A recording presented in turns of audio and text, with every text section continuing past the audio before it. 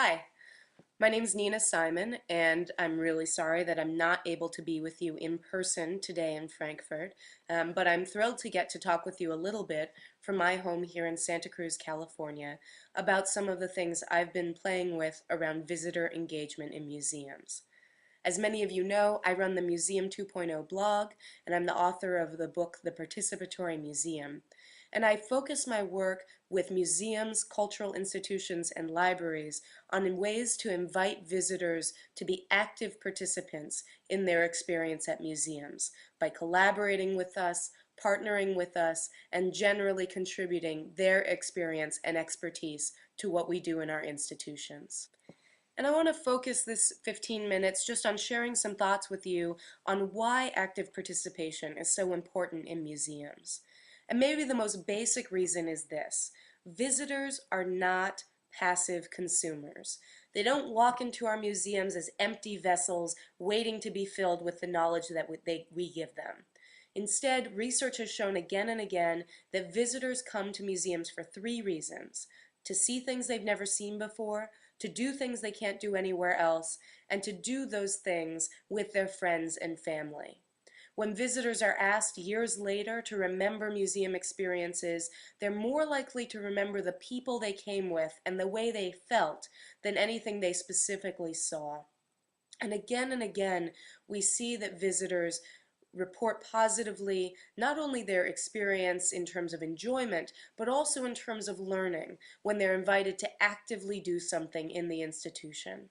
This happens as true in science institutions, certainly, but it's also been shown to be true in art and history museums, that people make a stronger connection with the content when they can actively do something as part of their experience. Now, the second part of this is talking about the idea that museum visitors are not only active, but they're also participants, not just consumers. Now, not every museum has moved towards a participatory model, but more and more are inviting people to share their own story, their own objects, and their own experiences in the museum. And this is particularly important when it comes to thinking about ways to invite people to use new technologies in museums. There's been so much focus on mobile devices and on ways to connect with people in their own homes, online, on their phones, all these places. And I think when we do that, we have to think about the way that people actually use these devices. Nobody uses their phone only to listen, and yet so often in museums we see these devices just as new places to distribute more content. But when I see people using mobile devices in museums, I see them doing things like this, taking photos of their family. Or like this, I was at the Experience Music Project, a rock and roll museum in Seattle, when Michael Jackson died, and they hastily put together this exhibit of the jacket and glove he wore in the Thriller film.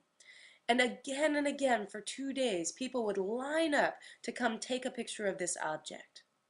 Now, they were not taking the best picture ever of the most authoritative object. No, instead, they were memorializing their experience. They were identifying themselves as a participant and saying, I was here when this happened. I'm part of this story. And so when we think about connecting with people with technology, we have to think about inviting them not only to listen to what we have to say, but to share back and to use these devices in the active way that they're used to. Now, from a theoretical perspective, the way I like to think about participation in museums is this.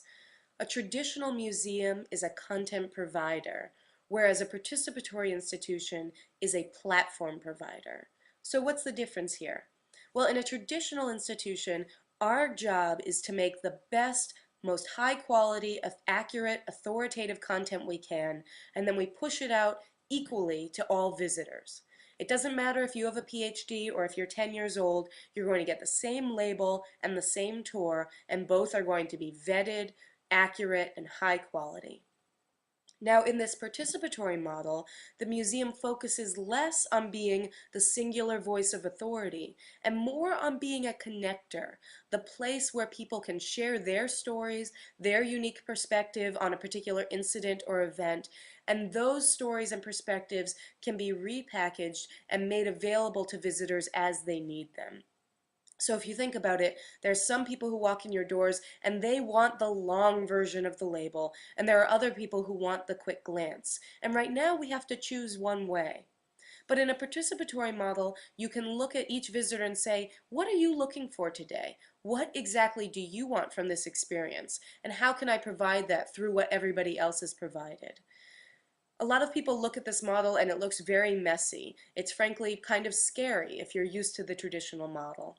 But from my perspective, there's huge benefit to moving in this direction, if only because the cumulative experience of all of the visitors who walk through our doors is unparalleled on staff. I spend time in history museums, and there are constantly visitors coming up to security guards or to the front desk and saying, I was there. I have a story related to this thing that's on your walls. And so often the only way for a museum to receive that is just to nod and say, oh, that's nice.